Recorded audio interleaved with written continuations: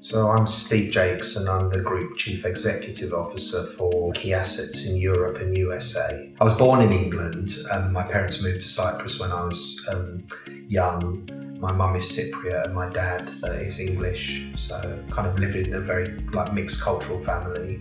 But I moved to England when I was 14. I qualified as a social worker in 1994 and started my career in social work in Barnsley Council. And I spent my first 5 years in social work there. A primary reason why I became a social worker was probably linked to my own sort of family experiences. I had a cousin who was a prolific heroin user and he had a family, and I watched what was going on in their lives. And that was a huge motivating factor for me to choose a career in social work. I started working for Jim 20 years ago now, and I applied for a job as a supervising social worker working with foster carers. And the reason why I applied for the job was because I'd been intrigued by what was happening in the foster care sector.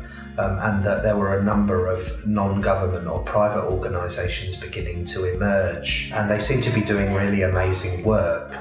So over the years I've worked across a number of different companies within the group, and 2005 was probably a big step change for me when Jim asked me to go and set up Fostering First in Ireland, which was really the first Key Assets company outside of the UK. And then since then I've had different roles in the organisation.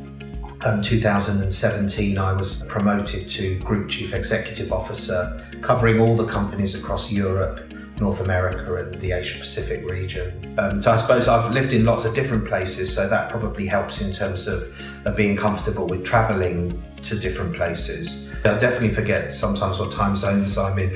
Working cross-culturally has been amazing. Working in the Martin James Group has really provided so many opportunities for me to be exposed to cultures that I would have never in my lifetime imagined that I would have ever, been exposed to. I work with amazing people, and I really mean that. There are some incredible people around the group, and I suppose what gets me up every day is the difference that I see being made in the lives of children and families, and that's fundamentally what our purpose is about. And that's a real privilege, but it brings responsibilities as well, to make sure that we're delivering services really well, that they have high quality, and that we stay true to our values. Well, when I think about the vision and the future of Key Assets in Europe and USA, I think it's about staying true to our organisational purpose, which is to achieve positive and lasting outcomes for children, families and communities. That's really its top line purpose. How we do that is delivering a whole range of services that include foster care, residential care services, family support services. We provide consulting and expert services, and ultimately it's about being responsive to what our government partners need in order to help them make sure that the communities that their children are growing up in are safe and where children can achieve their full potential. And I suppose that's ultimately our purpose. So the future is about continuing to do that and not diverting from our mission. It means that we'll continue to grow, we'll continue to innovate. I hope that we continue to lead in our sector. I hope that we continue to work well together, collaborate.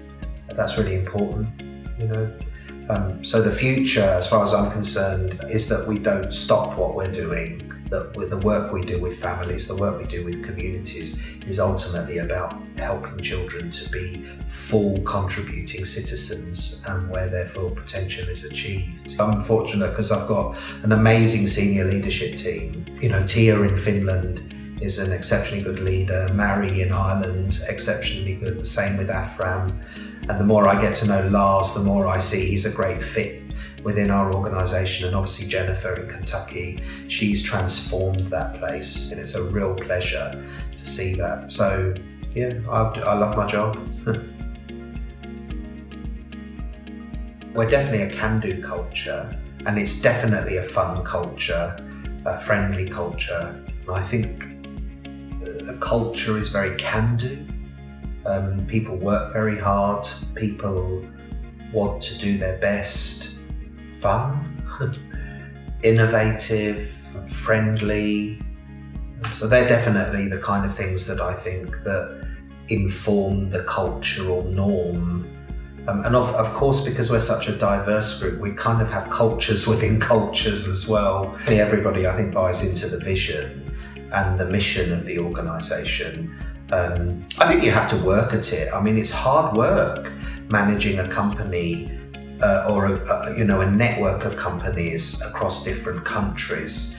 You have to put a lot of effort into maintaining those relationships. I've learned over the years that to maintain a network of companies across international borders is to really make sure that trust is high, that there is reciprocity in the relationship, and that we communicate well. And if you can keep those three components together, I think that's a recipe for a good international experience